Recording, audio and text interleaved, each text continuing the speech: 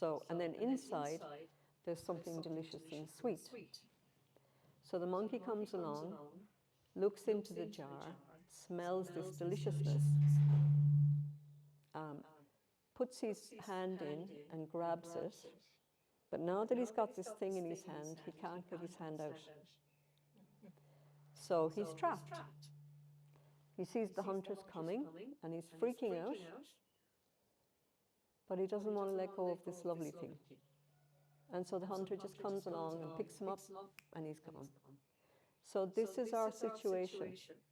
This is our ignorance, not recognizing that, I mean, we want happiness, that's valid, but we're looking in all the wrong places. So in that moment of the monkey, he's trapped between, out of ignorance, trapped between hope and fear. The hope is, I want this thing, this is the attachment. The fear is, the hunter's going to get me. And the ignorance is the inability to recognize this whole situation. And all he's got to do is let go, and off he goes, yeah? So this is our situation. This is attachment to this life. And the only way out of that is to see it. And in seeing it, the letting go happens. But this is a very phenomenally deep habit pattern. And so hearing about it intellectually and realizing it directly is going to take a lot of time and a lot of sitting with it and just seeing it. Yeah.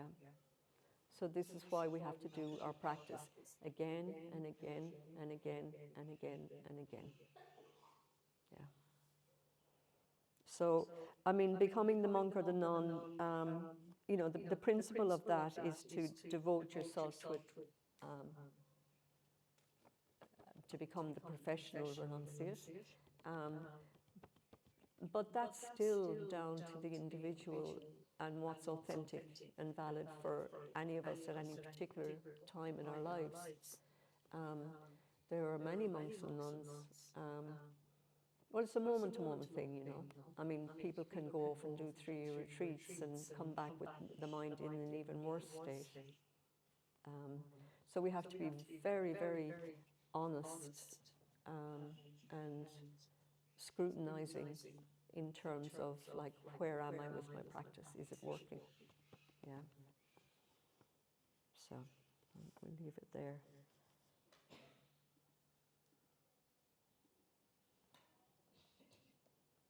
So we'll just start with we'll just do a 5-minute practice just to settle in.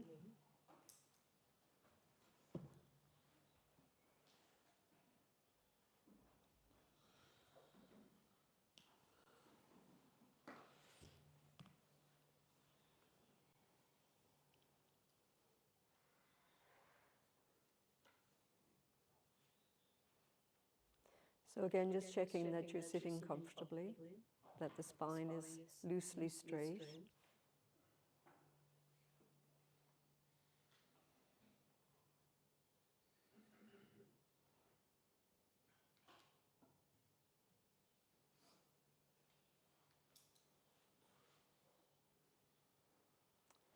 And then doing a scan through the body, checking, just noticing any areas of tension, tightness.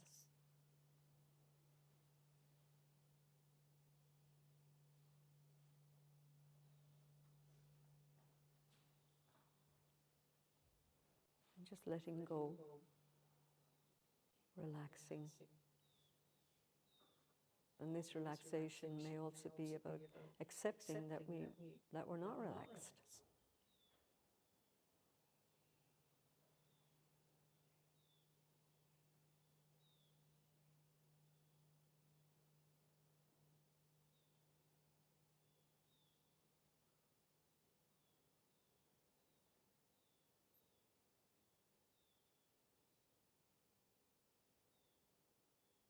And again, we rest our attention on the breath,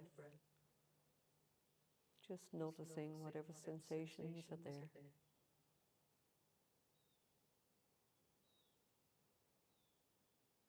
The arising and passing of each breath.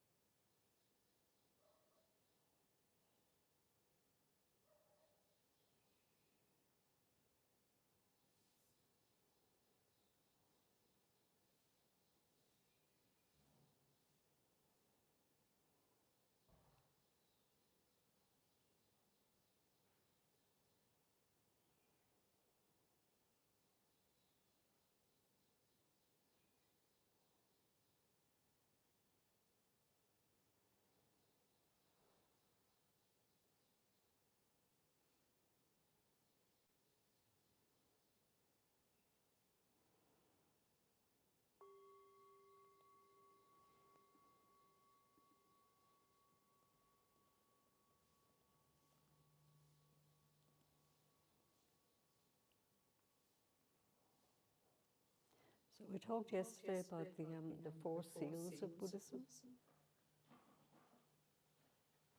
And it's because we don't realize these that we suffer. So our meditation practice is what opens us up to seeing how these are true. So the first was, and I mean there's different ways of saying these, all compounded phenomena are impermanent.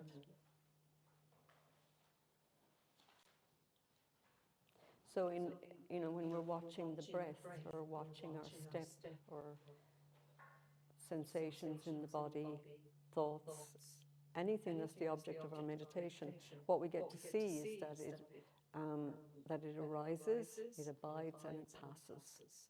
And we get to see that, the impermanence in that way.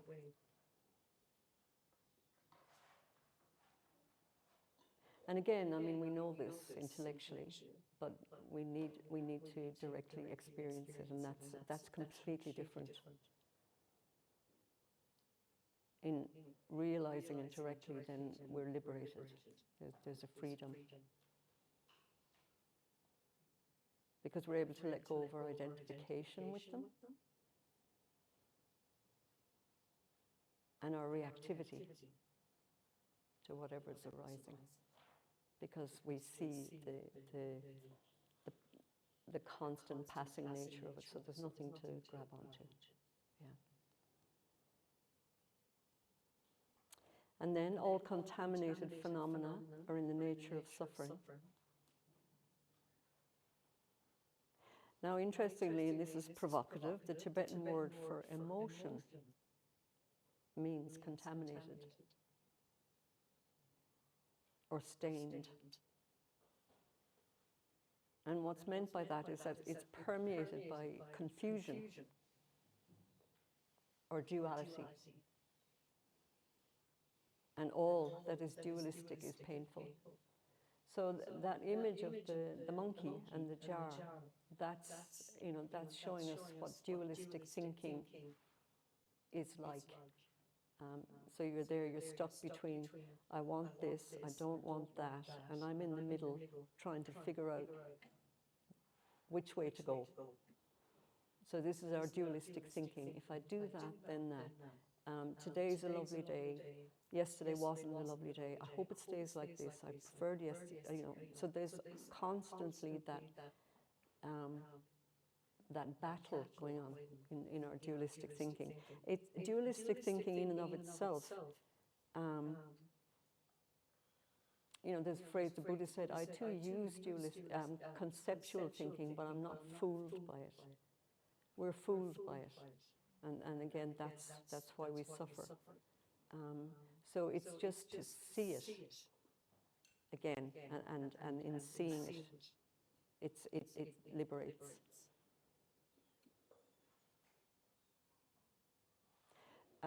Ram Dass was asked, with all of your decades of practice, have you,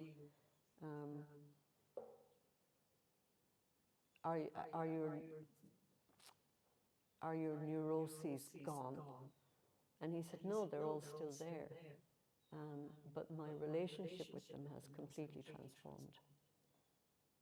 So again, this is to see the arising and passing, but not to be fooled by it, not to be grabbed by it, not to identify with it.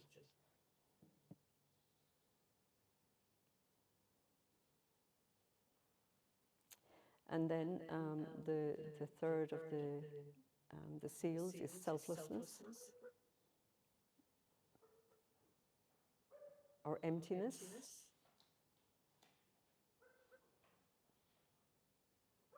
And a correct understanding of emptiness leads us to see how things are related.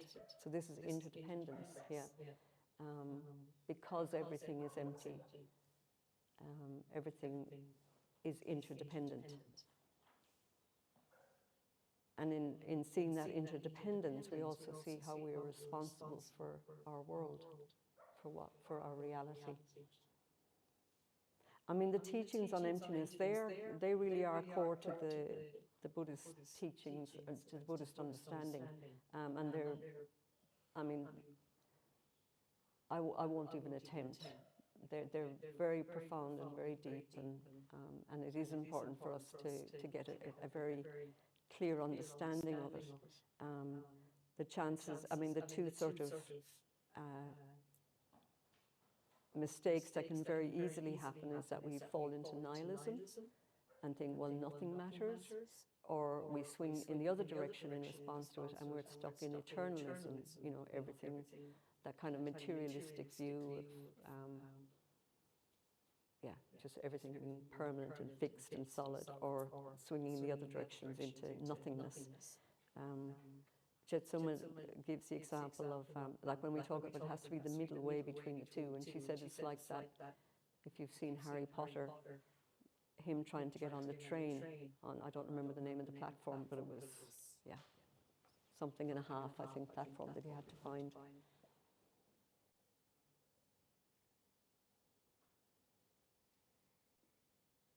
And again, I mean, through the power of this mindfulness, this mindful awareness, we get a sense, a taste of what's selfless, of the absence of self.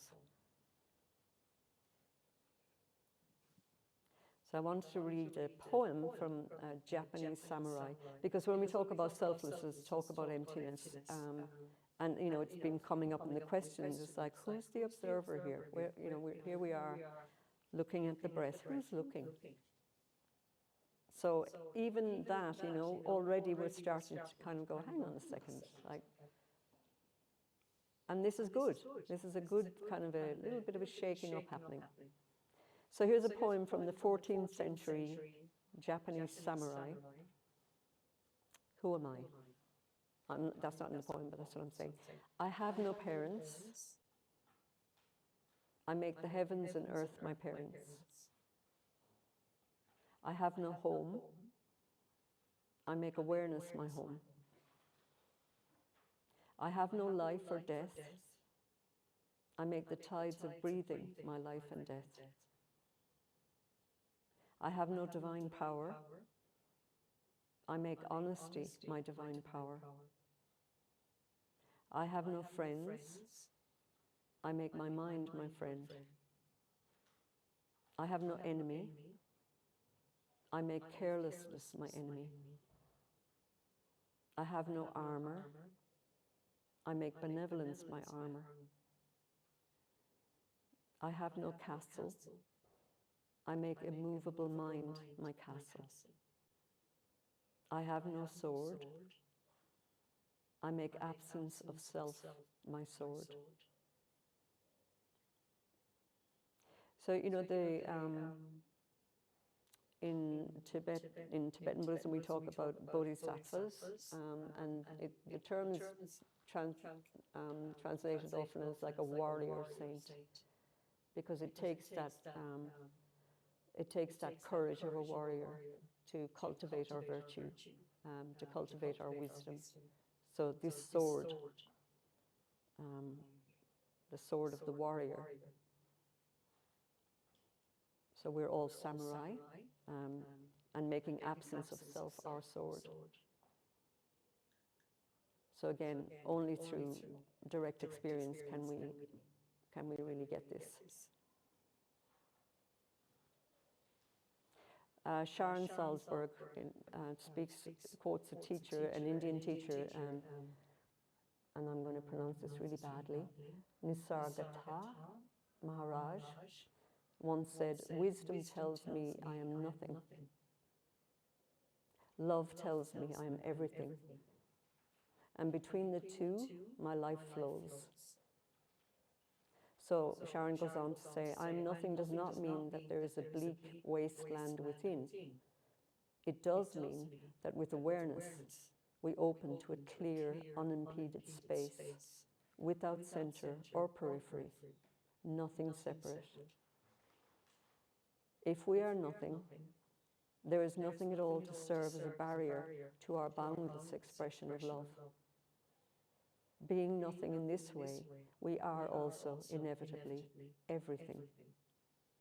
And everything doesn't mean self-aggrandizement, but a decisive recognition of interconnection. We are not separate.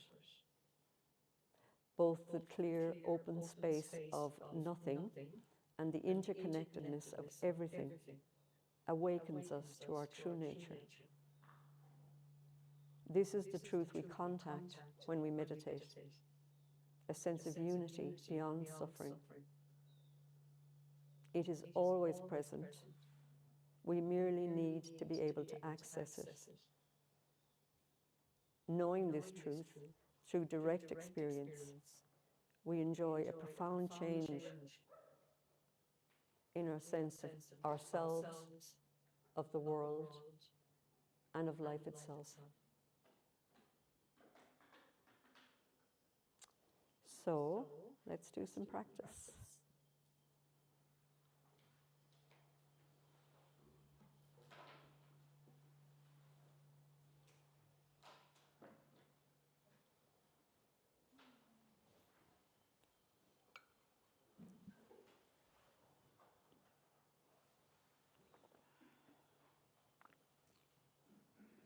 but neither are you distracted or lost in thought.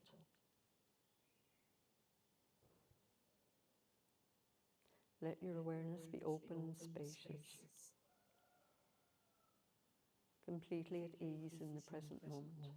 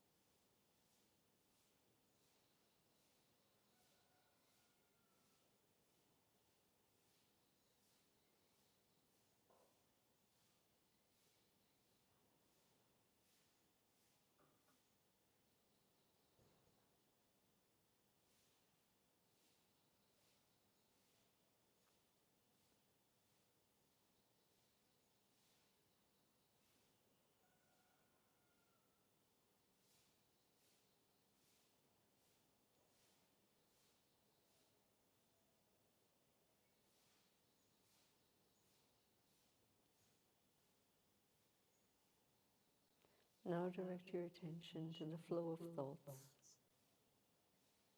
You don't need to hold on to them or to analyze them. Simply be aware of the sounds and images in your mind, letting them come and go naturally. And if you notice a gap between thoughts, just rest in open awareness until the next thought appears.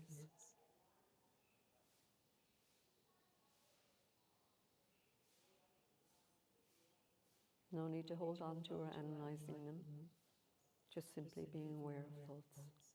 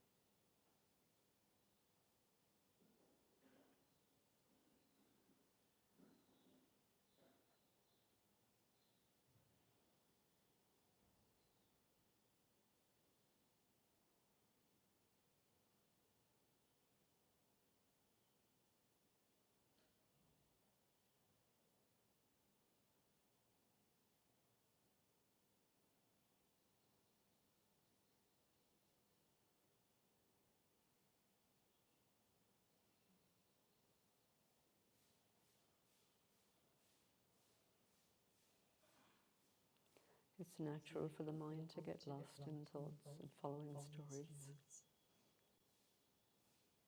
When you notice this,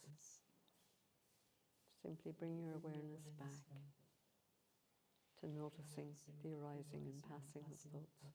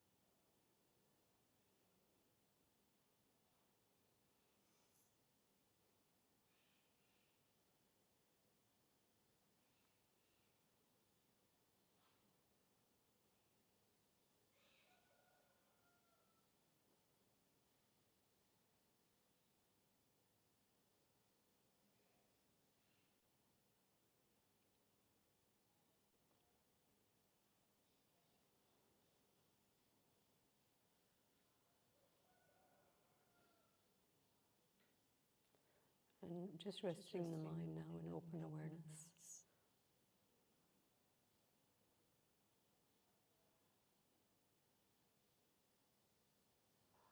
Just noticing whatever arises through any of the sense doors.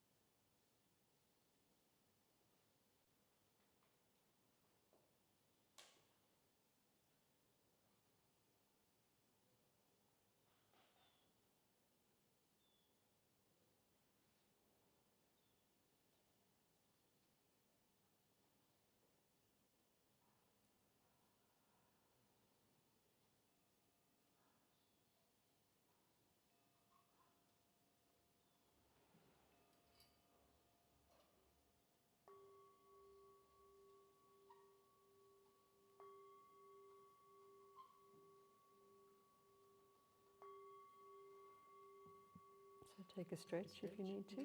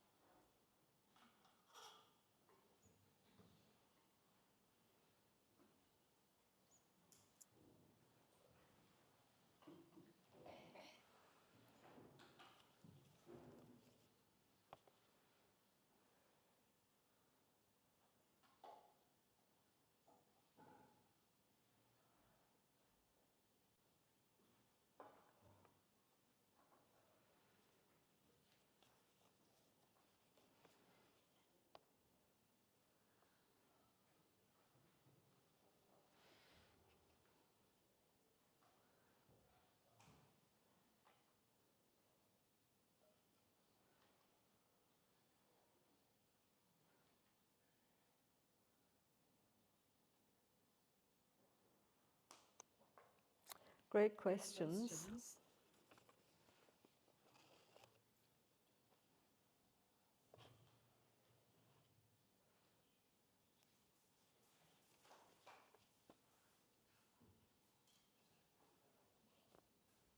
Okay, here's one I like the space in it as well. Why do you keep food for the statues?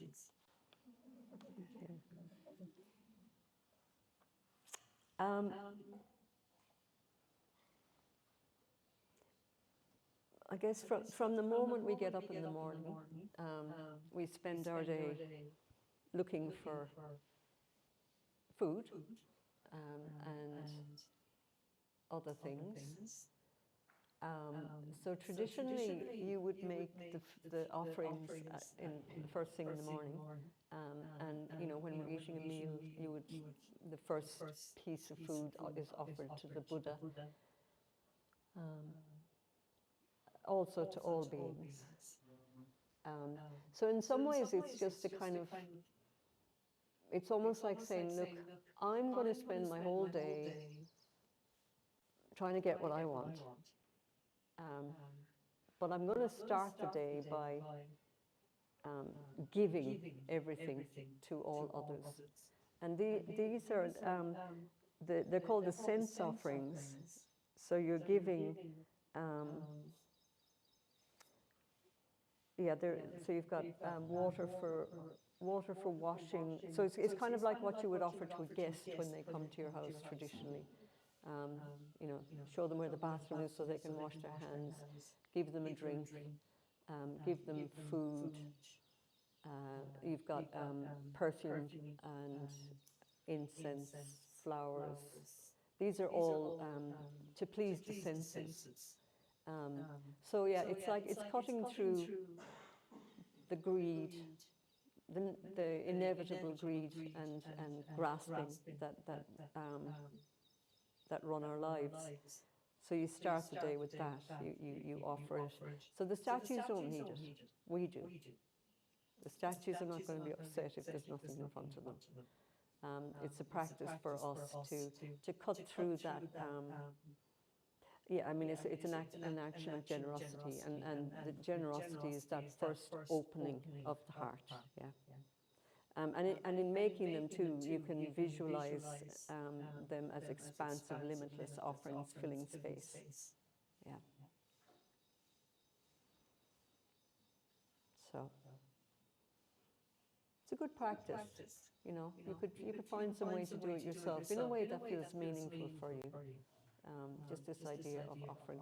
There's even a story I think of, you know, a miser who like just said, I completely couldn't even fathom giving away anything. And so the practice he was given was to, okay, put it in this hand and give it to the other. Just do that. Oh, sorry, not that. Do that, yeah.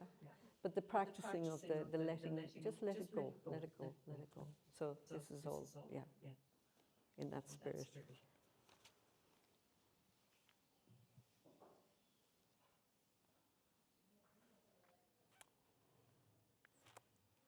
For time. Oh, okay.